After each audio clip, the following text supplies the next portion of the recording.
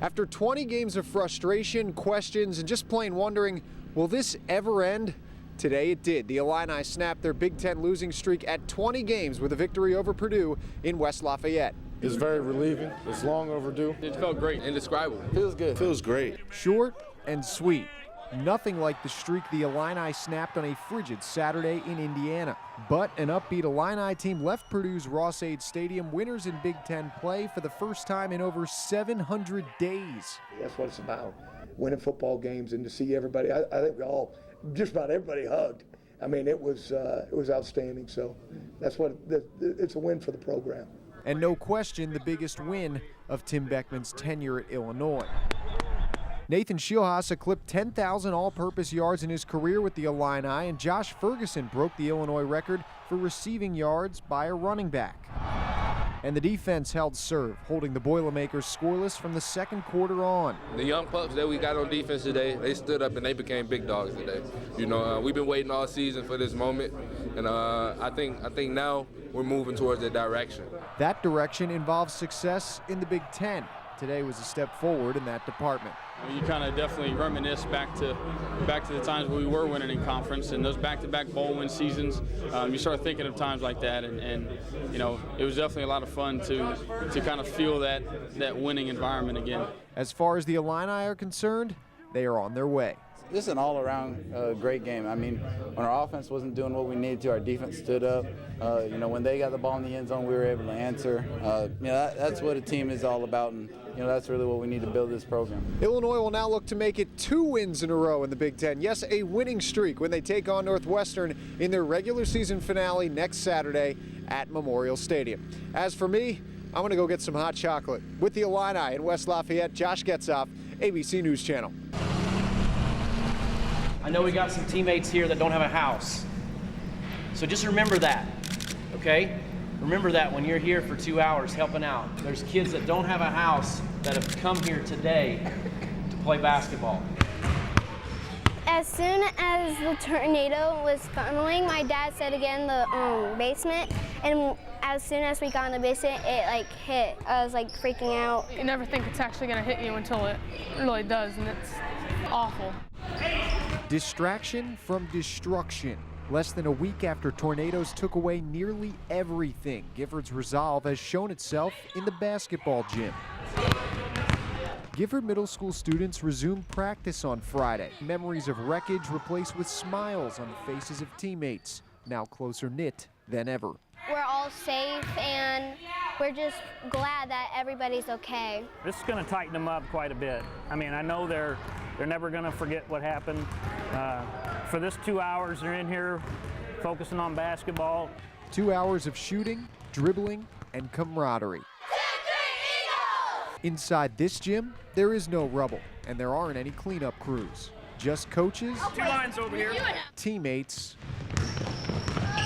and the game of basketball. The best part is probably getting to see everyone who got hit by the tornado, seeing their faces and seeing them smile, seeing they're okay. A lot's been going on, so I mean, just to come in here and just play basketball and do what we love to do, and just try to get our mind off everything that's happened and try to get back into what feels normal. For a town that's appearance has become anything but normal, 2 hours every weekday inside the doors of the Gifford Middle School Gymnasium. A regular routine for youngsters, a distraction, a love of the game. 1, 2, 3, Eagles! This Saturday, the Illini will play their most important game to date when Michigan State comes to Memorial Stadium. And for some members of the Orange and Blue, it's more than just a homecoming. Ernest Thomas and Kenny Nelson are 2 of 6 Illini football players that won't just be celebrating homecoming this weekend, they'll be celebrating their home. It's always fun going against your friends and stuff like that. Guys that you don't always get a chance to see on an everyday basis anymore, but you talk to them on the phone and things of that nature. The Illini defensive players both hail from Michigan, Thomas a native of Orchard Lake and Nelson from Detroit. And while homecoming presents a fun weekend for fans and alumni, it also gives a couple of hometown boys the chance to stick it to their roots. I guess it's a big deal because my family coming up, so you know they think it's a big deal too. I just think about like another game, honestly, and then I just want to play as hard as I can. It's just fun. I love games like this when you know guys who playing on the opposite side of the bar that you grew up with, living out our dream, playing on Division I level. The guys are well versed on Sparty, and despite MSU's sluggish offense, no one is taking them lightly. You can never underestimate any team, because if we do that, then this team will come in here and they'll upset us, really, as far as from defensive standpoint. And when it comes to letting go of any personal rooting interests here, there isn't a whole lot to worry about. Their fandom as kids went elsewhere. Detroit Lions, I would say.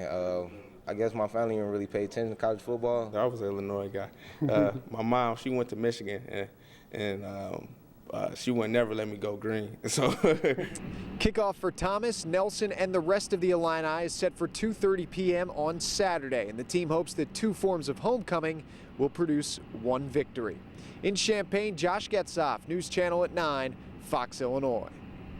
All week long, we talked about the Michigan State defense, and yes, that group lived up to the billing tonight. They held the Illini to only 3 points at Memorial Stadium on homecoming, but the real star of the show was Sparty's offense. 42 points and a victory for Michigan State. On a day that saw Cliff Alexander make his official visit to the University of Illinois, it's only fitting there was a ton of offense on display at Memorial Stadium. The problem was, it wasn't from the home team. We knew going into the game it'd be a tough challenge, but ultimately we thought we'd be up for it, and we thought we had better success. The Illini weren't up for it, and now are staring down a 3-4 record after a 42-3 dismantling at the hands of the Spartans on homecoming. We just got to get everybody to buy into what's going on, and I think we'll continue to move forward. We got to. Every game left on our schedule is a winnable game. We just got to capitalize. Homecoming turned for the worst on the field for the Illini late in the first half when a touchdown from Michigan State gave them a 2-possession lead heading into the locker room at halftime. You never want that to happen. They had a long drive, took up, I felt like the whole second quarter. But I felt like when we were going in the half, we were very confident in our abilities. The confidence faded quick, and now Illinois must win 3 of their final 5 contests to be bowl eligible. There's only one way you can go. You got to take the next challenge and move forward, and that's just not in the game of football. That's everything. The Illini dropped to 3-4 on the year after today's loss and have to regroup in a hurry as they head to Happy Valley to take on the Penn State Nittany Lions next Saturday. The Illini will not be back at home until November 16th when Urban Meyer and the Ohio State Buckeyes come to Memorial Stadium. With the Illini in Champaign, Josh Getzoff, ABC News Channel.